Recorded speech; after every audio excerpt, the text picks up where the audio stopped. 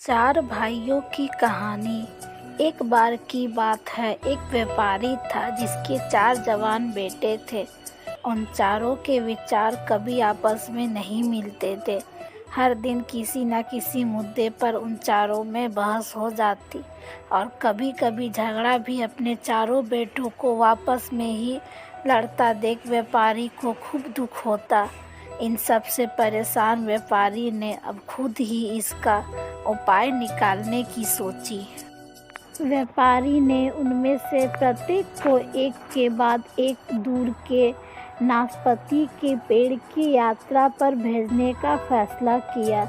प्रत्येक बेटा अलग अलग मौसम में उन पेड़ों के पास गया और उसका निरीक्षण करके आया। पहला बेटा वसंत ऋतु में, दूसरा ग्रीष्म में और इसी तरह तीसरा वर्षा और आखिरी शरद ऋतु में एक पेड़ के पास गया। वर्षा के अंत में पिता अपने बच्चों को एक साथ लाया और उनसे पूछा कि उन्होंने क्या देखा है। वो एक एक करके सबके सामने बताए। जिस बेटे ने सर्दियों में यात्रा की थी उसने भूमि के सामने कठोर और बदसूरत खड़े मूड और बंजर पेड़ के बारे में बताया। पुत्र जो वसंत में गया था वह उससे असहमत हुआ। उसने कहा कि पेड़ मोहरों से भरा हुआ था और उसकी शाखाएं नई कलियां खिलने को थी। तीसरा बेटा जो गर्मियों में यात्रा कर चुका था वे उन दोनों से असहमत। उसने जो नाशपाती का पेड़ देखा था वह सुंदर फूलों से ढका हुआ था जो दिव्य दिखता था और महकता था।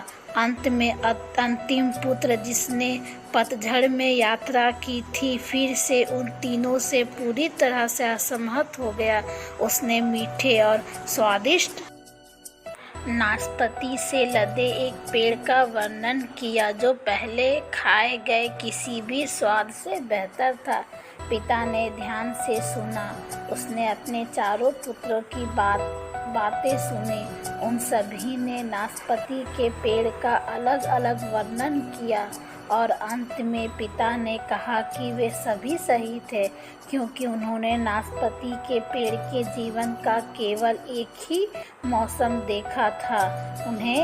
इन्हें समझ आया कि किसी चीज का सर इस तरह से आंकना मूर्खता और असंभव है, चाहे वह पेड़ हो या उनके साथी। जिस तरह पेड़ हर मौसम में अडिग खड़े रहने के बाद जिस तरह अंत में पेड़ को फल नसीब होते हैं वैसे ही मनुष्य के साथ भी होता है। बेटों ने सुना और समझा। उस दिन के बाद वे किसी भी विषय या मुद्दे पर अपनी राय देते बजाय एक दूसरे के साथ झगड़ा या एक दूसरे को जज करने के वे सब एक दूसरे का बात भी समझने की कोशिश करते।